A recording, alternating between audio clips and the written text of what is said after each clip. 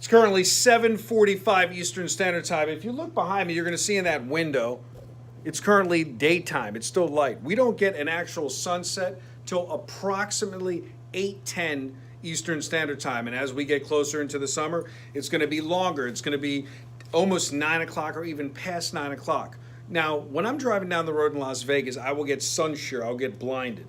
Well, the same thing happens on the field, and a lot of people don't put this into their numbers and their math models when they're talking about baseball. Now, if you watch a lot of YouTube videos, you're going to see a lot of people talking about, I have this model, I have that model, I have this model. Well, why is baseball so compelling as a sport to wager on? It's because there's an absence of a money line and you're only wagering on the outright winner. How many times has your team been a favorite and won and not covered? Well, you don't have that issue if you're playing MLB baseball or even NHL hockey. But it is a known fact, talk to all my sources that I deal with, interviewed over the last 3 decades, that the biggest fear in Las Vegas is that they can't equalize their handle on baseball, especially with good teams. The irony of that is the good teams, they don't actually make money. And the sports books know this. So when you talk about the American League East, for instance, I talk about this and I'll update this each time we do a video here on our MLB betting strategies. Boston is 26-11 and the Yankees are 26-11. They have the same exact record. Well, you've basically made very little money. 26 minus 11, you guys can do the math. You should be up 15 games. But if you wagered to win $100 on Boston every game, you're up $700, but you should be up 15. If you wagered to win $100 on the Yankees, you're up $698. Well, why is that? Why is that is because of the records that they've won and lost. Understand that Boston has played 37 games, and they have been a favorite 31 times. I'm going to say that again. Boston has played 37 games, and they've been a favorite 31 times. So that means their record as a favorite is 23-8, and that means they've only lost 11 games this season, but 8 of them have been double-digit losses, basically. So the value in betting teams like Boston and the Yankees, you will make a minuscule amount of money, possibly even lose money, if you chase Boston and the Yankees all the way through the season, and that means you're religious and you're playing every game. Those profits at the end of the season aren't going to be as great as you think. The Yankees are also 23-8 as a favorite. So both teams are 23-8 as a favorite, and both teams are 3-3 as dogs. So what does that tell you? Where is your edge? I'm going to give you some free information, not a free pick, because free picks don't matter. Where is your edge with good teams if you want to make money in baseball? Only bet them when they're a dog. Avoid them when they're a favorite. So does that mean you're going to bet them every time? No, it means you're going to bet them very few times, because we have literally had a month and a week of baseball, and both Boston and both the Yankees have only been dogs 6 times. Now, where are you going to make your bread and butter in baseball betting?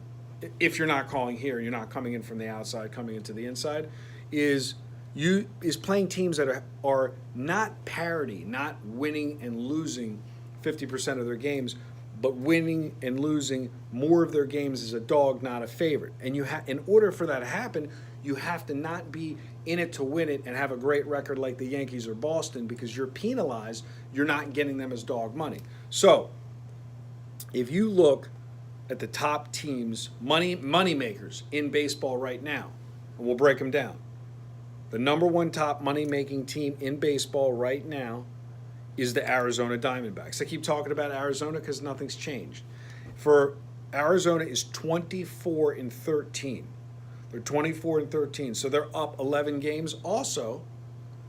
But if you've bet to win on them every game, favorite and dog, you're up $1,313. So here's the moral of this story. If you wanted to increase your profits with Arizona, you would only want to bet them as a dog.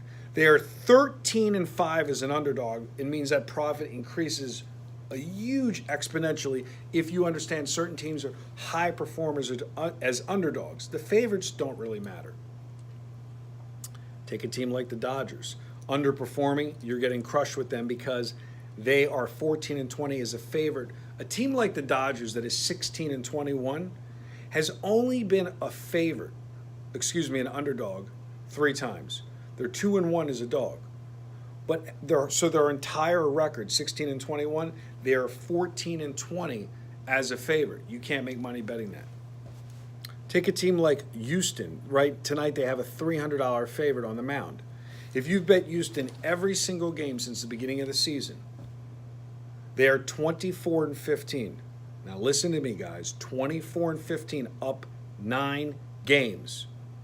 You are down $226, up 9 games, because Houston has been a dog 1 time the entire season. Their actual record as a favorite is 24-12. It's 24-14. So you have a team that's up 10 games and you're down $200. I'm going to repeat that. They're up 10 games and you're down $200. So if you're watching this video and you're just looking for good teams versus bad teams in baseball, you don't know jack about baseball betting. I'm very passionate about this because it is people that call here and are interested in teams that...